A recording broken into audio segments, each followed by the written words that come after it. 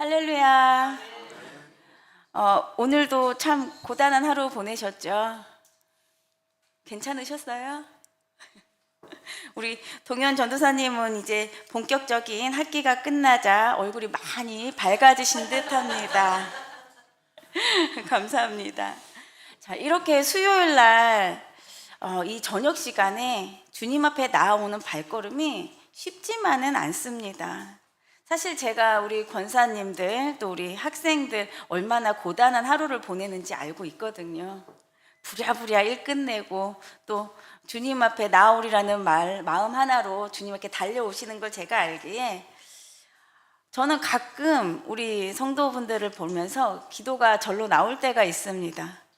하나님, 저들의 마음이 너무 예쁘지 않습니까? 주님 한 분 바라고 이곳에 오는 이들의 마음이 너무나 기쁘지 않습니까? 바라보는 저도 그런데 주님께서 얼마나 기쁘세요? 이렇게 기도가 나올 때가 참 많습니다.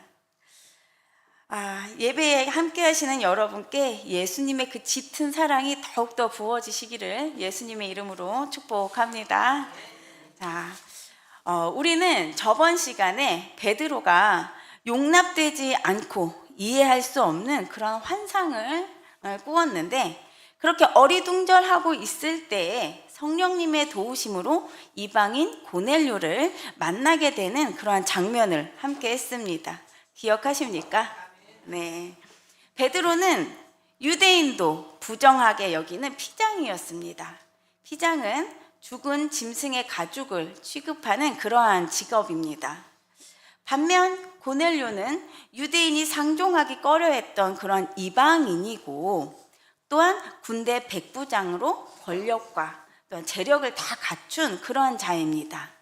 사람의 생각으로는 이 두 사람의 조합이 절대 되지 않을 것 같지만 하나님께서는 그들의 벽을 허물어 주심으로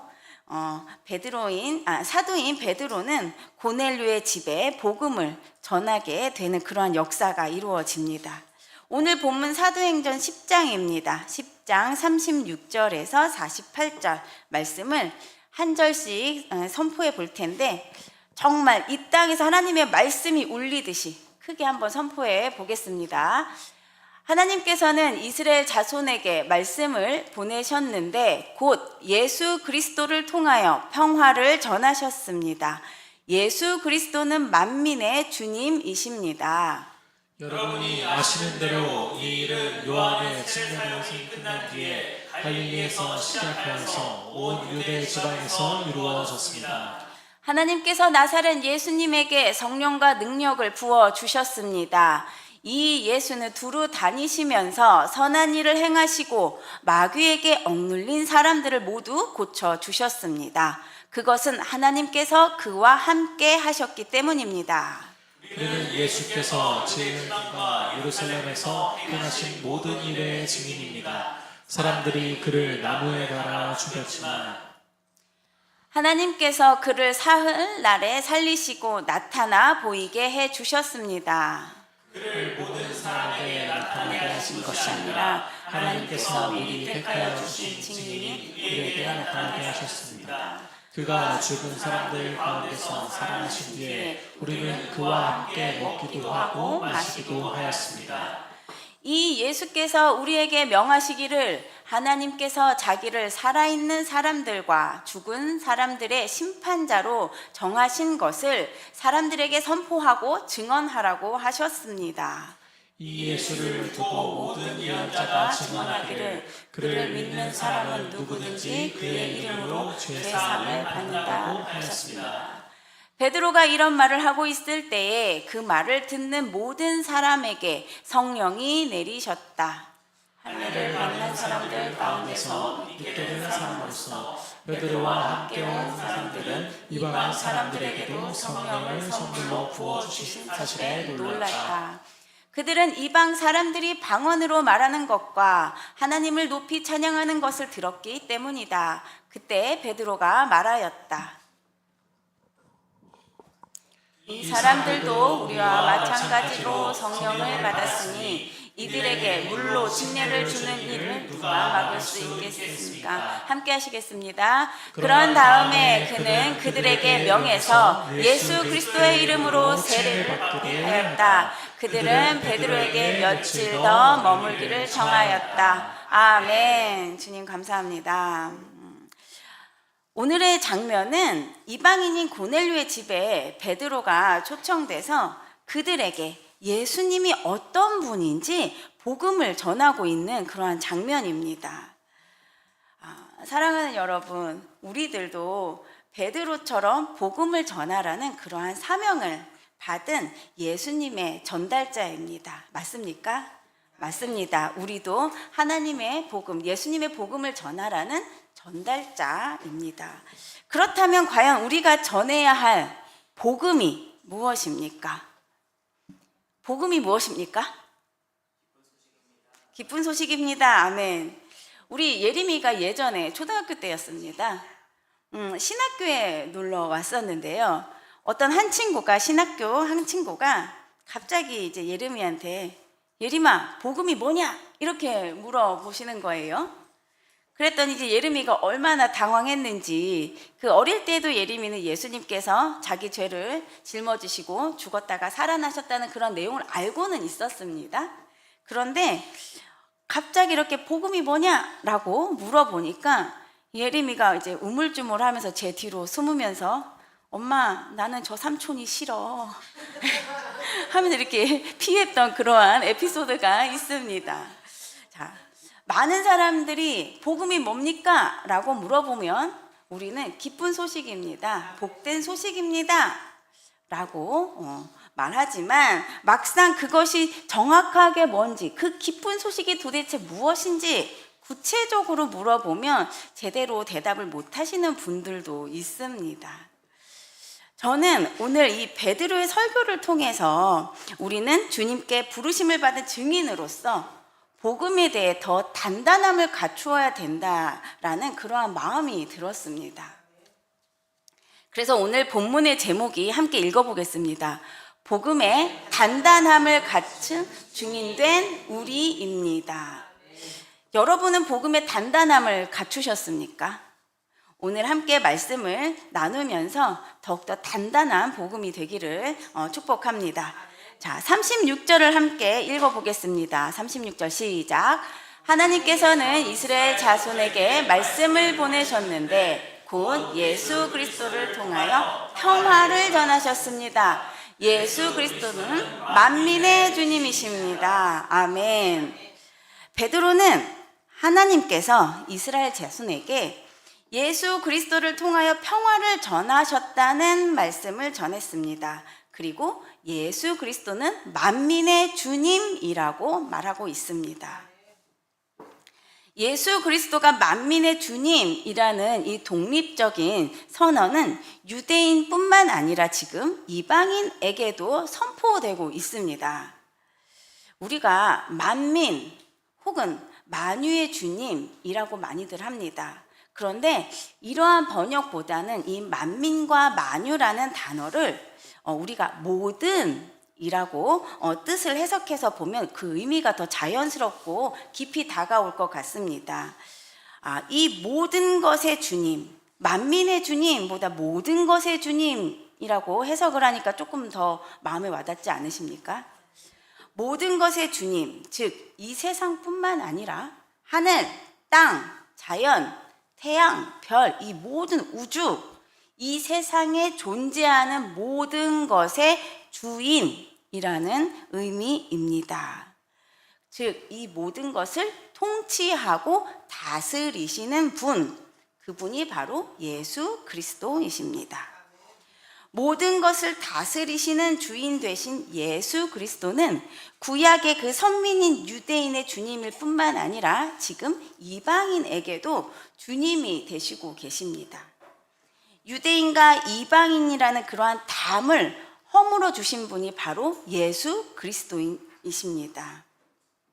이 의미는 모든 평화의 근원인 예수 그리스도라는 뜻을 가지고 있는데, 이 평화라는 단어가 헬라어로 보면 에이레네라는 단어입니다. 이 에이레네라는 단어는 전쟁에 대한 그러한 반대의 개념을 가지고 있습니다. 우리가 전쟁이 일어나고 또 갈등이 일어나고 막 소음같이 그러한 것들이 일어날 때 우리 마음에 평안이 찾아올 수는 없지요. 이 에이레네라는 단어는 이렇게 전쟁과 반대의 개념으로 전쟁과 갈등, 소음 같은 것들이 없는 그 자체의 상태의 그 평화를 말합니다. 개역 성경에서는 평화를 화평이라는 단어로 이렇게 번역이 되어 있더라고요. 자, 화평이라는 것은 내적인 마음 안에서 일어나는 그러한 평안입니다. 평안과 화평, 둘 다 비슷한 단어이지만 약간의 의미가 조금씩 다릅니다. 이 화평과 평화라는 용어는 성경에서 주로 인간과 하나님과의 이 관계에 있어서 적대감이 없는 상태를 의미합니다. 예수님께서 탄생하셨을 때에는 천사들이 이 땅에는 평화가 하면서 이제 찬양을 하며 외쳤습니다. 그리고 예루살렘에서 예수님께서 마지막 입성하셨을 때에는 하늘의 평화를 외치면서 사람들이 찬양을 했었습니다. 이렇듯이 평화는 예수님께서 인간과 하나님과의 그 화평을 이룰 분이라는 것을 나타내 주고 계십니다. 인간은 불순종으로부터 타락한 날로부터 하나님과의 관계가 멀어졌습니다. 멀어진 것을 넘어서서 완전히 깨어져서 원수가 되어진 그러한 상태입니다. 로마서 8장 7절에는 육신의 생각은 하나님의 원수가 된다고 말했듯이 우리가 인간적인 이 정욕을 따라 살 때에는 항상 우리는 하나님과 적대감을 갖는 원수가 되는 것이죠. 그런데 인간이 죄로 인해서 하나님과 원수가 되고 무너진 이 관계를 하나님 되신 예수님께서 죽음으로 인간과 하나님 사이에 무너진 관계를 화평으로 다시 회복시키신 것입니다. 하나님은 화평이신 그리스도를 보내셔서 인류의 죄를 대신해서 감당하셨습니다. 아멘이시죠? 네. 그리고 우리의 죄를 해결해 주셨습니다. 그로 인해서 하나님과 인간 사이의 적대 관계가 깨어지고 하나님과 화평하게 되었습니다. 이것은 또한 유대인과 이방인의 사이, 즉 인간과 인간 사이에서 존재하는 그 어떠한 담도 허물어졌음을 선포하고 있는 것입니다. 이렇듯 예수 그리스도는 바로 화평의 복음입니다. 자, 베드로는 37절 함께 보시겠습니다. 예수님의 공생애가 침례 요한으로부터 시작됨을 떠올리게 합니다. 침례를 받으심으로부터 시작되어서 갈릴리에서 온 유대 지방까지 이르게 되었습니다. 이렇듯이 예수님께서 이렇게 하신 것처럼 유대인에게만 복음이 제한된 것이 아니라 이방인에게까지도 복음이 확산되어 전파되어야 된다는 것은 하나님의 계획 안에 있음이 확실합니다. 자, 사랑하는 여러분, 우리 예수님과 함께하는 이 교회가 정말 중요하게 여기는 사역이 무엇인지 알고 계십니까? 바로 교도소 사역입니다. 이 사역의 길은 참으로 좁습니다. 사실 저조차도 처음 이 사역을 시작할 때에는 참 쉽지가 않았습니다. 제 마음속에 저들은 죄를 지었는데 왜 꼭 굳이 우리가 가서 선을 베풀고 품어야 하지? 왜 복음을 전해야 하지? 라는 생각이 저 역시 있었기 때문입니다. 그래서 이 사역을 시작하기까지 수만 번 여러 마음들이 오고 가며 갈등이 일어났던 것 같습니다. 아마 지금도 저와 같은 생각을 가지신 분들이 많으신 걸로 알고 있습니다. 그래서 어떠한 목사님께서는 교회 내에서 이 사역을 반대하는 성도님들이 계셔서 사역을 이제 같이 성도님들하고 같이 못 하신다는 말씀도 하시더라고요. 이렇게 사역을 탐탁치 않게 여기시는 것이 사실 현실입니다.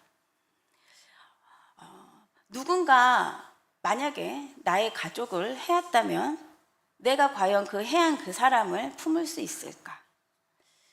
복음을 전할 수 있을까?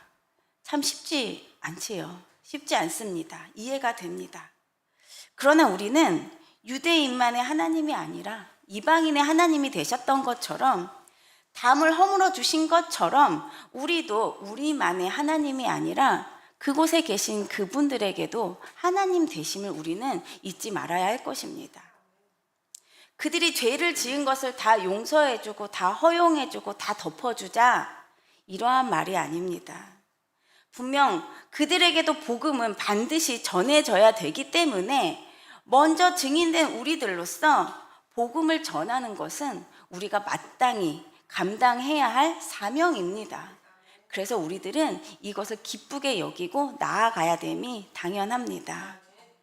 하나님께서는 예수님께서 성령과 능력을 부어 주셨습니다. 하나님께서 부어주신 이 성령과 능력은 왕이나 제사장이 머리에서부터 옷깃 밑에까지 기름을 부으면서 기름 부음 받듯이 예수님께서도 이 성령의 기름 부음이 조금만 부어진 것이 아니라 예수님의 옷깃 발끝까지 다 계속해서 부어지고 있는, 한량없이 부어지고 있는 그러한 성령의 충만함이었습니다. 그래서 이러한 능력으로 예수님께서는 두루두루 다니시면서 선한 일을 행하셨고 또 마귀에게 눌린 자를 고쳐주셨습니다. 이러한 모든 일은 예수님 혼자서 독단적으로 하신 것이 아니라 하나님께서 예수님과 함께 하셨다는 것을 오늘 말씀에서 증거하고 있습니다. 자, 39절에 베드로는 다수의 사람들이 예수님께서 행하신 모든 일의 증인이라고 말을 합니다. 여러분, 증인이 어떤 사람입니까? 증인은 법정 앞에서 무언가가 분명하게 목격한 자로 법적 책임을 지고 증명하는 사람을 증인이라고 합니다. 법적 책임이 있는 자입니다. 이 책임까지도 내가 짊어지고 증인이 되겠다라는 그러한 사람입니다. 즉 예수님의 이적과 모든 사역과 이러한 이야기들은 꾸며진 허탄한 이야기가 아니라 법적 책임을 지고 증거할 만한 여러 목격자들이 있다는 것입니다. 그렇다면 이 이야기는, 이러한 목격자가 있다는 이 이야기는 허탄한 허구성의 이야기입니까? 아니면 역사적 사실입니까? 역사적 사실입니다. 그 목격자들이 사실이라고 말하고 있는 것 중에는 예수님의 죽으심과 부활도 포함되어 있습니다. 네, 있습니다. 복음의 핵심이 바로 예수님의 죽음과 부활입니다. 그렇죠? 예수님의 죽음과 부활이 있습니다. 그런데 솔직하게 여러분들은 예수님의 부활을 믿으십니까? 사실적으로 일어난 사건이라고 받아들이십니까? 많은 그리스도인들이 예수님의 죽음과 부활을 믿는다고 고백을 합니다. 그런데 이 부활을, 죽었다 살아나신 이 일을 진짜 있었던 역사적 사실이야 라고 확신하기보다는 믿음으로 바라보는 거지, 믿으라니까 믿는 거지 라고 두리뭉글 넘어갈 때가 있다는 것입니다.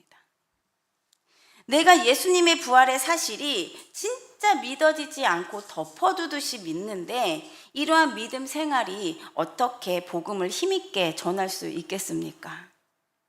이렇듯 복음이 내게 단단하게 있지 않기 때문에 누군가가 예수님의 부활에 대해서 물어볼 때 그것에 대해서 명확하게 반박할 수가 없습니다. 목소리가 작아지고 힘이 없어지고 흐지부지하게 예수님이 죄를 다 가져가셨대, 그냥 믿어, 믿으면 돼, 믿기만 하면 돼, 그냥 믿어, 이렇게 나간다는 거죠. 그런데 우리는 어떻게 죄에서 용서가 되고 사망의 권세가 깨어졌는지 우리는 이 부활의 확신이 반드시 있어야 된다는 것입니다. 죽었다 살아난다는 이 부활은 인간이 절대로 알 수 없는 영역입니다. 그렇죠? 죽었다 살아나신 걸 경험해 보신 분 있으세요? 들어보신 분 있으세요? 인간의 영역이 아닙니다. 그 누구도 경험해 본 적이 없고 인간의 능력을 초월한 그러한 영역이기 때문에 우리가 쉽게 이해하고 받아들인다는 것이 어렵다는 것은 어쩜 당연한 일일 수도 있습니다. 그러나 이 부활이, 예수님이 죽었다 살아났다는 이 사실이 허구라고 할 수 없는 것은 예수님을 증거하던 그 수많은 아주 무수한 자들이 자신의 목숨을 내놓았다는 것입니다. 어떤 바보 같은 사람이 떠도는 이야기에 자신의 목숨을 내놓을 수 있습니까? 그것도 한두 명이 아니었습니다. 아주 무수한 사람들이, 그 순교자들이 예수님의 죽음과 부활을 증거하기 위해서 목숨을 내놓았습니다. 이렇듯 예수님의 죽음과 부활은 역사적 사실입니다. 아멘입니다. 자, 41절을 함께 보시겠습니다. 함께 읽어봅니다. 그를 모든 사람들에게 나타나게 하신 것이 아니라 하나님께서 미리 택하여 주신 증인인 우리에게 나타나게 하셨습니다. 그가 죽은 사람들 가운데서 살아나신 뒤에 우리는 그와 함께 먹기도 하고 마시기도 하였습니다. 아멘. 하나님께서는 미리 택하여 주신 그러한 사도들과 증인들에게 부활하신 예수님을 보이셨습니다. 그들에게는 예수님의 죽음과 부활, 즉 복음을 선포하는 증인이 되라는 귀한 책무를 맡겨주신 것입니다. 자, 이렇게 증인들을 통해 하나님께서는 하나님 나라를 확정해 가시기로 귀한 일꾼으로 사용하셨습니다. 그런데 왜 하나님께서는 모든 사람들에게 나를 봐라, 내가 지금 부활했다 하고 다 보여주시면 좋을 것을 왜 미리 택함 받은 자들에게만 이렇게 보여주셨을까요? 궁금하지 않으세요? 저도 이 글을 보면서 왜 꼭 굳이 한 번에 다 보여주셨으면 아무도 거부하지 못하고 예수님을 받아들일 텐데 왜 이렇게 택함 받은 소수의 자들에게만 보이셨을까 궁금했습니다. 그런데 한번 우리들 모습을 생각해 보겠습니다. 사람은요, 본인이 해석한 대로, 생각한 대로 믿고 그것을 이것이 진리구나 라고 생각하는 오류에 충분히 빠질 수 있는 그러한 존재입니다. 그 누구도 완전하게 모든 것을 받아들이고 감당할 수 있는 존재가 아니라는 것입니다. 만약에 예수님께서 모든 사람들에게 다 나타나셨다면 그분의 어떤 사람들은 진짜 그것을 확신하며 믿었겠지만 어떠한 누군가는 그것을 가지고 또한 더 큰 오해를 만들어낼 수 있는 그런 소지도 있지 않았을까라는 생각을 해봅니다. 그래서 예수님께서는 이 복음에 대해 흔들리지 않는 굳건한 복음을 가질 수 있는 자들을 미리 택하셔서 그들을 통해서 일하기로 작정하셨습니다. 이들에게만큼은 내가 나의 이 부활을 보여도 이들이 흔들림 없이 끝까지 복음을 들고 갈 수 있는 자들이겠구나. 여러분들은 미리 택함 받은 자들입니까? 이 세상 끝날 때까지 그 복음이 흔들리지 않게끔 들고 갈 수 있는 그러한 마음의 준비가, 각오가 되신 분들 맞습니까? 아멘입니다. 분명 그래야 될 것입니다. 아멘. 베드로는 하나님께서 예수님의 부활을 모든 사람들에게 보여주신 것이 아니라 이렇게 선택한 증인들에게 나타나셔서 그들과 함께 먹고 함께 마시고 생활을 하셨다고 지금 말씀을 하십니다. 죽었다 살아나신 예수님께서 그들과 함께 먹고 마신 것은 그들과 긴밀한 교제를 나누면서 함께 지내셨음을 말합니다. 지금 마치 살아있는 제가 여러분을 보고 방긋방긋 웃고 서로 대화하고 교제하는 것처럼 말입니다. 이렇듯 증인들과 함께 먹고 마신 일들은 예수님의 육체적 부활을 절대 의심할 수 없게 하는 분명한 사건이라는 것입니다. 자, 사랑하는 여러분, 베드로가 고넬료를 찾아간 것은 환상과 또 하나님의 지시가 있기도 했지만 결국은 베드로가 예수님께서 땅끝까지 증인이 되라는 그 명령을 수행하기 위한 순종이었습니다. 예수님께서는 부활 후 승천하실 때에 올라가신 모습, 그대로 오신다고 저희들에게 약속해 주셨습니다. 예수님께서 다시 오실 그때에는 심판자의 모습으로 오십니다. 마치 법정에서 재판장이 선인과 악인을 심판하듯이 그 마지막 때에는 죽은 자와 산 자를 구분해서 심판하실 분으로 예수 그리스도가 오십니다. 예수님께서 심판자로 오심은 하나님께서 이미 만세 전부터 심판자로 세우시기로 작정되어 있었음을 선언하고 있습니다. 장차 최후의 심판날 앞에 예수님께서 심판하실 그때에 우리 모두가 심판대 앞에 서게 됩니다. 그때는 우리들의 모든 것이 숨김없이 다 드러날 것인데 여러분들은 어떠십니까? 우리 형정의 마음은 어떻습니까? 두렵지 않습니까? 이 나라는 한 사람이 한평생 살아가면서 드러나는 죄도 엄청 많습니다. 아마 셀 수 없을 것입니다. 그런데 드러나지 않는 이 속에 까마득하게 쌓여있는 이 찌든 때 같은 나의 이 죄성은 또 얼마나 까마득하게 있을 것인가 생각만 해도 아찔합니다. 제가 예수님을 믿겠다고 시인한 지 얼마 안 되었을 때입니다. 자꾸 나보고 죄인이라고 하는데 시인은 했습니다. 네, 죄인입니다. 시인은 했는데 사실 제 마음 안에 내가 진짜 죄인인가? 라는 의심이 제 안에 있었을 때입니다. 어느 날 아주 무더운 여름날이었는데 선풍기를 닦는데 이 선풍기가 너무 끈적끈적하게 이제 때가 낀 거예요. 그래서 그냥 둘 수가 없어서 이 선풍기를 분해하려고 아무리 이제 노력을 했는데 분해가 안 되더라고요. 그래서 결국은 이대로 닦자 싶어서 칫솔, 면봉, 주방 세제, 찌든 때 닦는 모든 거를 다 이제 준비해 놓고 닦기 시작했습니다. 칫솔로 먼저 닦기 시작했는데 왜 이렇게 닦아도 닦이지가 않는지, 이 찌든 때가 한번 늘러붙기 시작하니까 잘 닦이지가 않더라고요. 닦다 조금씩 이제 짜증이 슬슬 올라오기 시작할 때였는데 그 순간 하나님께서 깨닫게 해주셨어요. 네 속에 때가 이렇게 찐득찐득하게 붙어 있다고. 이게 내 죄구나. 내가 죄가 없는 것 같다고 생각했는데 아니구나. 내 안에 이렇게 죄성이 가득하구나. 내가 죄인임을 그때 처음 깨달았습니다. 아무리 닦아도 닦이지가 않는데 주님, 어쩌합니까?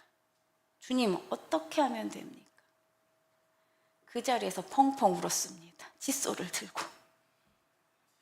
이런 모습으로 주님이 다시 오시는 그날 주님을 만난다면 얼마나 두렵습니까?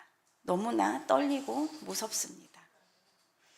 그런데 이 죄를 깨끗이 씻어낼 수 있는 방법이 있습니다. 그것은 바로 예수 그리스도이십니다. 하나님께서는 심판자를 우리의 구원자로 먼저 보내셨습니다. 그리고 예수님을 믿는 사람은 심판날이 두렵지 않도록 그 죄를 다 사해 주셨습니다. 이것이 우리가 잊지 말아야 할 바로 복음입니다.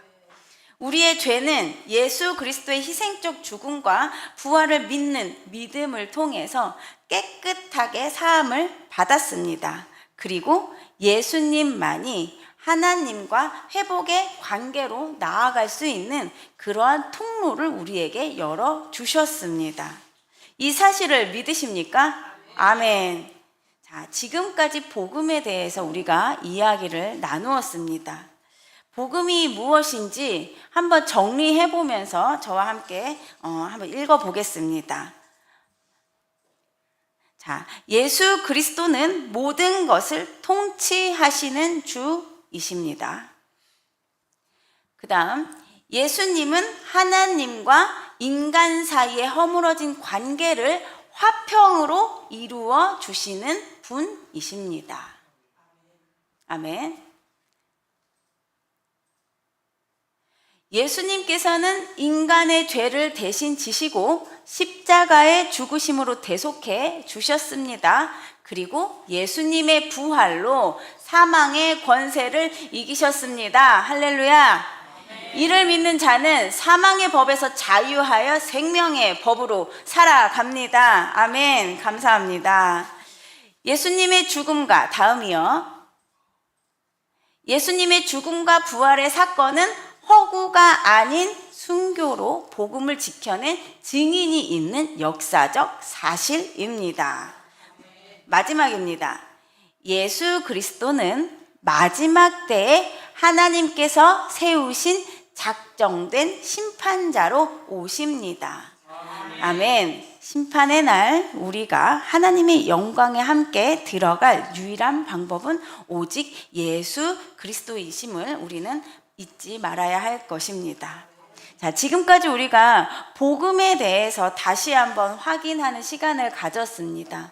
어떻게 조금 더 확연하게 단단해지게 복음이 정리가 되셨습니까? 아멘. 도움이 되셨으면 좋겠습니다.